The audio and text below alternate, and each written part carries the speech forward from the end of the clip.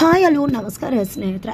ಇಲ್ಲಿ ದೃಷ್ಟಿ ಮೇಲೆ ಶಾನೆ ಲವ್ ಆಗಿಬಿಟ್ಟಿದೆ ಕಣ್ರಿ ದತ್ತಾ ಬಗ್ಗೆ. ಏನದು ಇಷ್ಟು ಮಟ್ಟಿಗೆ ಲವ್, ಓ ಮೈ ಗಾಡು. ಇತ್ತ ಕಡೆ ದೃಷ್ಟಿ ಅಂತೂ ತುಂಬ ಮುದ್ದಾಗೆ ಕಾಣಿಸ್ತಿದ್ದಾರೆ. ಅದರಲ್ಲೂ ಇಲ್ಲಿ ದತ್ತಾಬಾಯಿ ದೃಷ್ಟಿಯನ್ನು ನೋಡಿದೆ ಕಳೆದೋಗ್ತಿದ್ದಾರೆ. ಇದೆಲ್ಲದಕ್ಕೂ ಕೂಡ ಮೀರಿ ದೃಷ್ಟಿ ಇನ್ನೂ ಕೂಡ ಸುಂದರಿ ಅನ್ನೋ ದತ್ತ ಗೊತ್ತಾದರೆ ಏನಾಗಬಹುದು.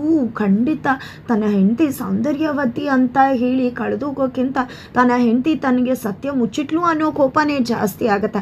ಹಾಗಿದ್ರೆ ಒಂದಾಗ್ತಿರೋ ದೃಷ್ಟಿ ಮತ್ತೆ ದತ್ತನ ನಡುವೆ ಬಿರುಕು ತರೋಕೆ ಸಿದ್ಧವಾಗಿಬಿಟ್ಟಿದ್ದಾರೆ ಶರು ಮತ್ತೆ ಅವಳ ಒಂದು ಪಾರ್ಟ್ನರ್. ಹಾಗಿದ್ರೆ ಇಲ್ಲಿ ಕೊನೆಗೂ ದೃಷ್ಟಿಯ ಅಕ್ಕ ಸೀಮಾ ಶರುವನ ಮುಂದೆ ದೃಷ್ಟಿಯ ನಿಜ ಬಣ್ಣದ ಅಸಲಿ ಬಿಳಿ ಬಣ್ಣದ ಸತ್ಯವನ್ನು ತೆರೆದಿಟ್ಟಿದ್ದಾರೆ.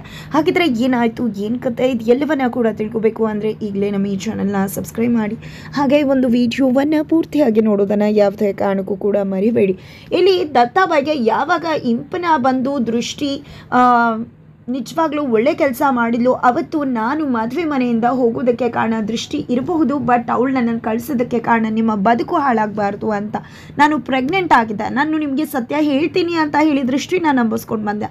ಆದರೆ ಆ ಹುಡುಗಿ ಕೂಡ ನನ್ನನ್ನು ನಂಬಿದ್ಲು. ಆದರೆ ಒಂದು ಕ್ಷಣ ನಾನು ಪ್ರೆಗ್ನೆಂಟ್ ಆಗಿದ್ದೀನಿ ಅಂತ ಗೊತ್ತಾದಾಗ ಅವಳು ನಿಮ್ಮನ್ನು ಮದುವೆ ಆಗೋದಕ್ಕೆ ಬಿಡಲಿಲ್ಲ, ನನ್ನನ್ನು ಅಲ್ಲಿಂದ ಕಳಿಸ್ಬಿಟ್ಲು.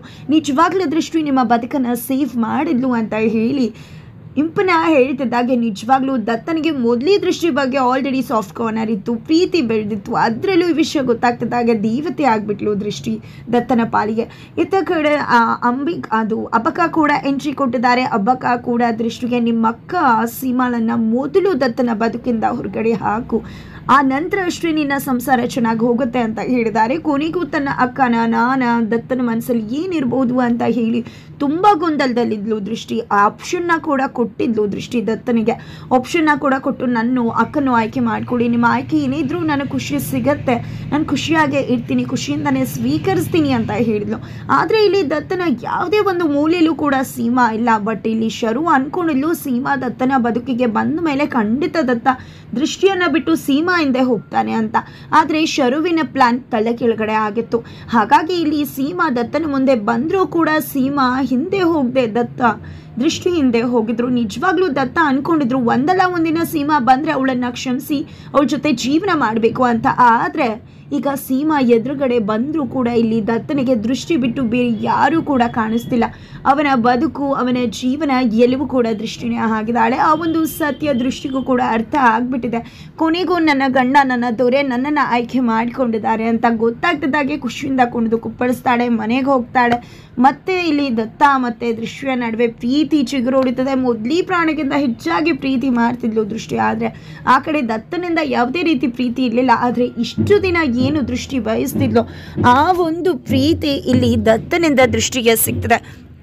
ದತ್ತ ಅವಳ ಹತ್ರ ಎಲ್ಲವನ್ನ ಕೂಡ ಹೇಳ್ಕೊತಿದ್ದಾರೆ, ಬಟ್ ಆ 3 ಪದಗಳನ್ನು ಹೇಳ್ಕೊಳ್ಳೋಕೆ ಸಾಧ್ಯ ಆಗ್ತಿಲ್ಲ. ಬಟ್ ದೃಷ್ಟಿಗೆ ಬೇಕಾಗಿರೋದು ಕೂಡ ಐ ಲವ್ ಯು ಅಂತಕ್ಕಂಥ ಅದೇ ಪದ, ಅದನ್ನೇ ಹೇಳ್ತಿದ್ದಾಳೆ ದೃಷ್ಟಿ. ಇಷ್ಟೆಲ್ಲ ಪ್ರೀತಿಯಿಂದ ನಡ್ಕೋತೀರಾ, ಆದರೆ 3 ಪದನ ನಿಮ್ಮಿಂದ ಹೇಳೋಕೆ ಆಗ್ತಿಲ್ವಲ್ಲ ಅಂತ.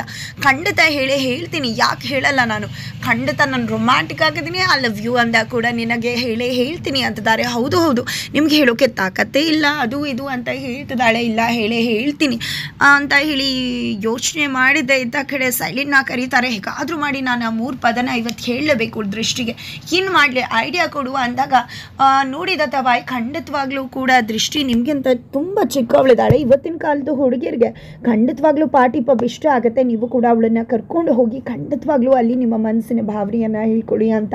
ಏನು ಮಾತಾಡ್ತಿದ್ಯಾ, ನಂಗೆ ವಯಸ್ಸಾಗಿದೆ ಅಂತ ಹೇಳ್ತಿದ್ಯಾ ನೀನು ಅಂತ ದತ್ತಾಬಾಯಿ ಕೇಳೋದಕ್ಕೆ, ಅದು ಹಾಗಲ್ಲ ಬಾಯ್, ನಿಜವಾಗ್ಲೂ ನಿಮಗೂ ದೃಷ್ಟಿಗೂ ಶಾನೆ ಅಂತರ ಇದೆ ಅಲ್ವಾ, ಅದಕ್ಕೋಸ್ಕರ ಹೇಳಿದೆ. ಖಂಡಿತ ಕರ್ಕೊಂಡು ಹೋಗಿ ದೃಷ್ಟಿನ ಅಂದಾಗ ಹೋಗ್ಬಿಟ್ಟು ನಿನ್ನ ತಂಗಿನ ರೆಡಿ ಆಗೋಕೆ ಹೇಳು, ನಾನು ಪಾರ್ಟಿ ಕರ್ಕೊಂಡು ಹೋಗ್ತಿದ್ದೀನಿ ಅವಳ ಅಂತ ಹೇಳ್ತಾರೆ. ಈ ಕಡೆ ಹೋಗಿದ್ದೆ ಸೈಲೆಂಟ್ ದೃಷ್ಟಿ ಹತ್ರ ದತ್ತಾಬಾಯಿ ನಿನ್ನ ಪಾರ್ಟಿ ಕರ್ಕೊಂಡು ಹೋಗಬೇಕು ಅಂದ್ಕೊಂಡಿದ್ದಾರೆ, ಹೋಗು ರೆಡಿ ಆಗು ಅಂದಾಗ, ಇಲ್ಲಪ್ಪ ನಾನು ರೆಡಿ ಆಗಲ್ಲ, ನಾನು ಯಾಕೆ ಹೋಗಲಿ ಹಂಗೆ ಹಿಂಗೆ ಅಂದಾಗ ದತ್ತ ಬಂದಿದ್ದೆ. ಯಾಕೆ ಬರಲ್ಲ ಅಂತ ಕೇಳ್ತಾರೆ. ನಿನ್ನ ಗಂಡ ನಾನು ಕರೀತಿದ್ದೀನಿ ಬರಲೇಬೇಕು ನೀನು ಅಂದಾಗ ನಾನು ಹೇಗೆ ಬರಬೇಕು ಅಂತ ಬೇಕು ಅಂತ ಗೋಳೈಕೊತಿದ್ದಾಳೆ ದೃಷ್ಟಿ. ಬರಲಿಲ್ಲ ಅಂದರೆ ಏನು ಮಾಡ್ತೀರಾ ಅಂತ ದೃಷ್ಟಿ ಕೇಳೋದಕ್ಕೆ, ಬರಲಿಲ್ಲ ಅಂದರೆ ಎತ್ತಾಕೊಂಡು ಕರ್ಕೊಂಡು ಹೋಗ್ತೀನಿ ಅಂತ ಹೇಳಿದ್ರು ದತ್ತಾಬಾಯಿ ಹೇಳ್ತಿದ್ದಾರೆ. ಇದರ ನಡುವೆ ಅತ್ತ ಕಡೆ ಬಜರಂಗಿ ಮತ್ತು ನೇತ್ರ ಇಬ್ಬರು ಕೂಡ ಅದೇ ಒಂದು ರೆಸ್ಟೋರೆಂಟ್ಗೆ ಹೋಗ್ತಿದ್ದಾರೆ ಪಾರ್ಟಿ ಮಾಡೋದಕ್ಕೆ. ದತ್ತಾಬಾಯಿ ಮತ್ತು ದೃಷ್ಟಿ ಎಲ್ಲಿಗೆ ಹೋಗ್ತಿದ್ದಾರೋ ಅಲ್ಲಿಗೆ. ಈ ಕಡೆ ದೃಷ್ಟಿ ಕೂಡ ತುಂಬ ಮುದ್ದಾಗಿ ರೆಡಿ ಆಗಿದ್ದಾಳೆ. ಹಬ್ಬಕ್ಕ ಕೂಡ ಬಂದಿದ್ದೆ. ನಾನು ಹೇಗೆ ಕಾಣಿಸ್ತಿದ್ದೀನಿ, ಇಂಥ ಸೀರೆಯೆಲ್ಲ ನಾನು ಉಟ್ಕೊಂಡೇ ಇರಲಿಲ್ಲ, ಈ ರೀತಿ ನಾನು ರೆಡಿನೇ ಆಗ್ತಾ ಇರಲಿಲ್ಲ, ಹೇಗೆ ಕಾಣಿಸ್ತಿದ್ದೀನಿ, ಅವ್ರು ನನ್ನ ಪಾರ್ಟಿ ಕರ್ಕೊಂಡು ಹೋಗಬೇಕು ಅಂತ ಅಂದ್ಕೊಂಡಿದ್ದಾರೆ, ಹಾಗೆ ಹೀಗೆ ಅಂತ ಹೇಳಿ ತನ್ನ ಗಂಡನ ಮೇಲೆ ಒಂದಷ್ಟು ಚಾಡಿನ ಕೂಡ ಹೇಳ್ತಾಳೆ. ಈ ಕಡೆ ಹಬ್ಬಕ್ಕ ಹೌದು ಅವನಿಗೆ ಮಾಡ್ತೀನಿ ಇರು ಅಂತ ಹೇಳಿದ ತಕ್ಷಣ ಬೇಡ ನೀವು ಏನೂ ಮಾಡಬೇಡಿ, ನನ್ನ ಗಂಡ ಏನೇ ಆಗಲಿ ಅವ್ನು ನನ್ನ ಗಂಡ, ನೀವು ಅವ್ರನ್ನೆಲ್ಲ ಬೈಬೇಡಿ ಅಂತ ದೃಷ್ಟಿ ಹೇಳ್ತಾಳೆ. ನಂಗೆ ತಡ ಆಗ್ತದೆ ನಾನು ಹೋಗ್ತೀನಿ ಅಂತ ಹೊರಟ್ಬಿಡ್ತಾಳೆ. ಈ ಕಡೆ ಹಬ್ಬಕ್ಕ ಹೌದು ತುಂಬ ಪ್ರೀತಿಸೋ ಹೆಣ್ಮಕ್ಳು ಅವ್ರು ಮಾತ್ರ ಬೈಬೋದು, ಇನ್ಯಾರೂ ಕೂಡ ಅವ್ರ ಗಂಡನ ಬೈಯೋ ಹಾಗಿಲ್ಲ. ಇದೇ ರೀತಿ ಅಲ್ವಾ ಪ್ರಪಂಚದಲ್ಲಿರೋದು. ತುಂಬ ಮುದ್ದು ಒಳ್ಳೆ ಹುಡುಗಿ ಅಂತ ಹೇಳಿ ಅನ್ಕೋತಾರೆ. ಈ ಕಡೆ ಶರುಗೆ ತಲೆ ಕೆಟ್ಟೋಗಿದೆ. ಯಾಕಂದರೆ ಶರುವಿಗೆ ಟಕ್ಕರ್ ಕೊಟ್ಟು ಬೆನ್ಮೂಳೆನೆ ಮುರಿದಿದ್ದಾಳೆ ಅಂತ ಹೇಳ್ಬೋದು ದೃಷ್ಟಿ. ಅದೇ ಕಾರಣಕ್ಕೋಸ್ಕರ ಶರು ಕೆಂಡಾಮಂಡಲ ಆಗಿದೆ. ಹೇಗಾದರೂ ಮಾಡಿ ಇವಳನ್ನು ಸಮಾಧಿ ಮಾಡಲೇಬೇಕು, ಇವಳನ್ನು ಖಂಡಿತವಾಗ್ಲೂ ಕೂಡ ಇವಳಿಗೆ ಸಮಾಧಿ ಕಟ್ಟಲೇಬೇಕು ಅಂತ ಯೋಚನೆ ಮಾಡಿದ್ದಾರೆ. ಹಾಗಾಗಿ ಅವ್ರಿಗೆ ನೆನಪಾಗ್ತಕ್ಕಂಥದ್ದು ಸೀಮಾ. ಯಾಕಂದರೆ ಸೀಮಾ ಒಂದು ಬ್ರಹ್ಮಾಸ್ತ್ರ ಇದೆ ತನ್ನ ಹತ್ರ, ಖಂಡಿತವಾಗ್ಲೂ ಅದರ ಪ್ರಯೋಗ ಆದರೆ ಖಂಡಿತ ದತ್ತ ದೃಷ್ಟಿ ದೂರ ಆಗ್ತಾರೆ ಅಂತ ಹೇಳಿದರು. ಅದೇ ಕಾರಣಕ್ಕೆ ಆ ಬ್ರಹ್ಮಾಸ್ತ್ರ ಏನು ಅನ್ನೋದನ್ನು ತಿಳ್ಕೋಬೇಕು ಅಂತ ಹೇಳಿ ಸೀಮಾನ ಭೇಟಿ ಆಗೋದಕ್ಕೆ ಹೋಗಿದ್ದಾಳೆ. ಅಲ್ಲಿ ಹೋಗಿದ್ದೆ ಯಾವುದೋ ಬ್ರಹ್ಮಾಸ್ತ್ರ ಅಂತ ಹೇಳ್ದೆ ಅಲ್ವಾ, ಅದು ಏನು ಎಂತು ಅಂತ ಕೇಳ್ತಿದ್ರೆ ಅದನ್ನೆಲ್ಲ ಹೇಳೋಕ್ಕಾಗಲ್ಲ, ನಾನು ಹೇಳೋದಲ್ಲ ಅಂತ ಸೀಮಾ ಹಠ ಮಾಡ್ತಿದ್ದಾಳೆ. ಆದರೆ ಇಲ್ಲಿ ಸೀಮಾನ ಬೆಂಡತ್ತಿ ಬೆವರಿಳಿಸಿ ಈ ಕಡೆ ಶರು ಹಿಗ್ಗಾಮುಗ್ಗ ಬಾರಿಸಿ ಸತ್ಯನ ಬಾಯ್ಬಿಡ್ಸೋಕೆ ನೋಡ್ತಿದ್ರು. ಸೀಮಾ ಸತ್ಯನ ಹೇಳೋದಿಲ್ಲ. ಅಷ್ಟರಲ್ಲಿ ಶರುವಿನ ಒಂದು ಬಂಗಾವಲಿಗ ಶರುವಿನ ಒಂದು ಬಾಡಿ ಗಾರ್ಡ್ ಅಲ್ಲಿಗೆ ಬರ್ತಾರೆ. ಅವರು ಶರು ಇಬ್ಬರು ಕೂಡ ಸೇರ್ಕೊಂಡಿದ್ದೆ ಸೀಮಾಗೆ ಸರಿಯಾಗಿ ತರಾಟೆಗೆ ತಗೊಂಡು ಬೆಂಡತ್ತಿ ಬಾಯಿ ಬಿಡಿಸ್ತಿದ್ದಾರೆ. ಇತ್ತ ಕಡೆ ದೃಷ್ಟಿ ಕೂಡ ತನ್ನ ಬದುಕಿನ ಆ ಒಂದು ಬಿಳಿ ಬಣ್ಣ ರಹಸ್ಯವನ್ನು ಹೇಳ್ಕೋಬೇಕು ಅಂತ ದತ್ತನ ಹತ್ರ ಸಾಕಷ್ಟು ಬಾರಿ ಅಂದ್ಕೊಂಡಿದ್ಲು. ಈಗಲೂ ಕೂಡ ರೆಸ್ಟೋರೆಂಟಿಗೆ ಬಂದಿದ್ದಾಳೆ. ಅದು ಯಾವುದು ಕೂಡ ಅವ್ಳಿಗೆ ಇಷ್ಟ ಆಗ್ತಿಲ್ಲ. ಈ ಕಡೆ ಡ್ಯಾನ್ಸ್ DJ ಸಾಂಗ್ ಪ್ಲೇ ಮಾಡ್ತಿದ್ದಾರೆ. ಈ ಕಡೆ ದೃಷ್ಟಿಗೆ ಅದು ಯಾವುದೂ ಆಗ್ತಿಲ್ಲ. ಬಟ್ ದತ್ತಾಬಾಯಿಗೆ ಅದು ಅರ್ಥ ಆಗ್ತಿಲ್ಲ. ಒಂದೊಂದು ಸಾಂಗ್ ಹಾಕ್ಸ್ತಿದ್ದಾರೆ. ಈ ಕಡೆ ದೃಷ್ಟಿ ಅದಕ್ಕೆ ನಿಜವಾಗ್ಲೂ ಅಡ್ಜಸ್ಟ್ ಆಗ್ತಿಲ್ಲ. ಬಟ್ ಇಲ್ಲಿ ದತ್ತಾಗಿ ಏನು ಆ ಒಂದು DJ ಸೌಂಡಲ್ಲಿ ಕೇಳಿಸ್ತಿಲ್ಲ. ಇದೆಲ್ಲದರ ನಡುವೆ ಅವರ ಪಜಿತಿ ಅಂತೂ ಹೇಳುತ್ತಿರೋದು. ಬಜರಂಗಿ ಕೂಡ ಸಾಥ್ ಕೊಡ್ತಿದ್ದಾರೆ ಈ ಕಡೆ ದತ್ತಾಬಾಯಿಗೆ. ಯಾಕಂದರೆ ಅವರು ಕೂಡ ಅದೇ ಪಾರ್ಟಿಯಲ್ಲಿ ಇದ್ದಾರೆ. ಇದೆಲ್ಲದರ ನಡುವೆ ಇತ್ತ ಕಡೆ ಶರು ಮತ್ತು ಅವಳ ಬಾಡಿ ಗಾರ್ಡ್ ಇಬ್ಬರು ಕೂಡ ಸೇರ್ಕೊಂಡಿದ್ದೆ ಸೀಮಾ ಬಳಿ ಸತ್ಯವನ್ನು ಬಾಯಿ ಬಿಡಿಸ್ತಿದ್ದಾರೆ. ಅವಳು ಕೂಡ ಸತ್ಯವನ್ನು ಹೇಳೋಕೆ ಮುಂದಾಗೇ ಬಿಟ್ಲು. ನೀವೆಲ್ಲ ಕೂಡ ಅಂದ್ಕೊಂಡಾಗೆ ನನ್ನ ತಂಗಿ ಕುರೂಪಿನೂ ಅಲ್ಲ, ಅವಳ ಬಣ್ಣ ಕಪ್ಪು ಕೂಡ ಅಲ್ಲ ಅಂತ ಹೇಳ್ತಾರೆ. ನಿಜವಾಗ್ಲೂ ದೊಡ್ಡ ಶಾಕ್ ಆಗುತ್ತೆ ಶರುಗೆ.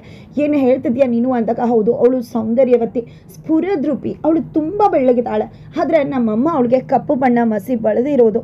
ಅವಳು ಸತ್ಯ ಬಿಳಿ ಬಣ್ಣದ ಸತ್ಯವನ್ನು ಅವಳು ದತ್ತನಿಂದ ಮುಚ್ಚಿಟ್ಟಿದ್ದಾಳೆ ಅಂತ ಹೇಳಿದಾಗ ನಿಜವಾಗ್ಲೂ ಇದಕ್ಕಿಂತ ಬೇರೆ ರಹಸ್ಯ ತಮಗೆ ಯಾವುದೂ ಕೂಡ ಬೇಡ, ಇದೇ ನಮಗೆ ಸಿಕ್ಕ ಬ್ರಹ್ಮಾಸ್ತ್ರ ಅಂತ ಶರು ಅನ್ಕೊಂಡಿದ್ದ ಸತ್ಯವನ್ನು ದತ್ತನ ಮುಂದೆ ಬಯಲು ಮಾಡುವುದಕ್ಕೆ ವೇದಿಕೆಯನ್ನು ಸಿದ್ಧಗೊಳಿಸ್ತಿದ್ದಾರೆ. ಕೊನೆಗೂ ದೃಷ್ಟಿಯ ಆ ಒಂದು ಮಹಾನ್ ಬಿಳಿ ರಹಸ್ಯ ಬಯಲಾಗ್ತದೆ.